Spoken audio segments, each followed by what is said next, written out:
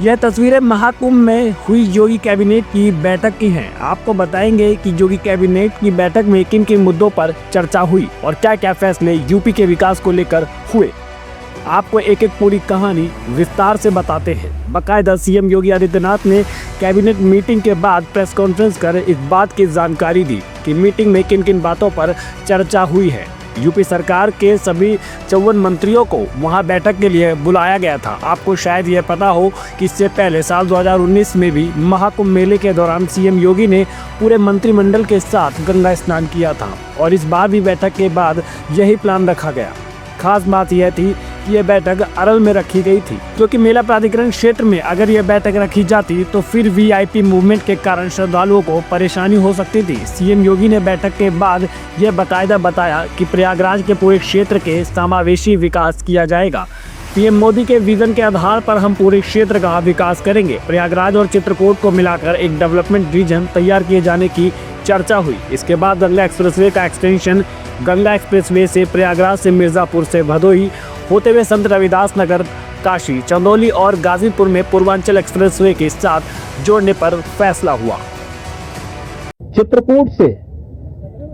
चित्रकूट और प्रयागराज के गंगा एक्सप्रेसवे को जोड़ने के लिए बुंदेलखंड एक्सप्रेसवे को गंगा एक्सप्रेसवे के साथ यहां पर भी जोड़ने की कार्रवाई को आगे बढ़ाना, जो चित्रकूट की दूरी को प्रयागराज के साथ जोड़ सके और रीवा हाईवे जो नेशनल हाईवे है, इस हाईवे को भी एक सुविधा इस एक्सप्रेसवे के साथ, गंगा एक्सप्रेसवे के साथ या फिर बुंदेलखंड एक्सप्रेसवे के साथ जोड़ने का एक अवसर प्राप्त होगा। तो ये दो महत्वपूर्ण के साथ साथ प्रयागराज की अपनी आंतरिक चैलेंजेस हैं, ट्रैफिक के चैलेंजेस हैं, और इसमें हम लोगों ने अभी से यहां पर पहले आदरणीय प्रधानमंत्री जी की प्रेरणा से भारत सरकार के राष्ट्रीय राजमार्ग विभाग ने लखनऊ रायबरेली होते हुए प्रयागराज की दूरी को बहुत आसान किया है, जिसमें गंगा नदी पे एक 6 लेन का ब्रिज भी बन रहा है। इस समय हमने उसकी एक व्यवस्था स्टील ब्रिज दिया है इस पूरे महाकुंभ के दौरान, जो प्रॉपर रूप से कार्य कर रहा है, लेकिन वो नया ब्रिज भी समय रहते हुए कंप्लीट हो जाएगा।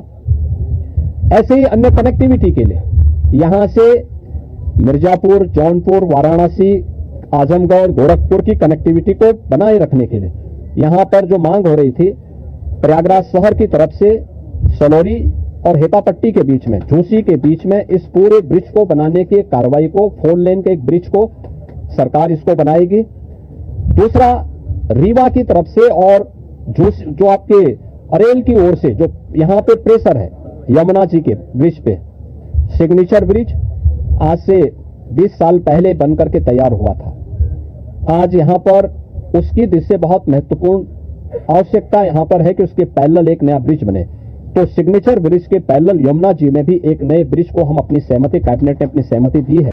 प्रयागराज महाकुंभ में लाखों करोड़ों की भीड़ पहुंच रही है। इसे देखते हुए केंद्र सरकार के मदद से लखनऊ से रायबरेली के रास्तों को चौड़ा करने का काम भी किया जा रहा है। प्रयागराज में नया 4 लेन ब्रिज बनाने को लेकर भी बातचीत हुई है। कैबिनेट ने इसको बाकायदा मंजूरी दे दी है। यहाँ तक कि प्रयागराज, आगरा, वाराणसी नगर निगम के लिए भी बॉन्ड जारी कर दिए गए हैं।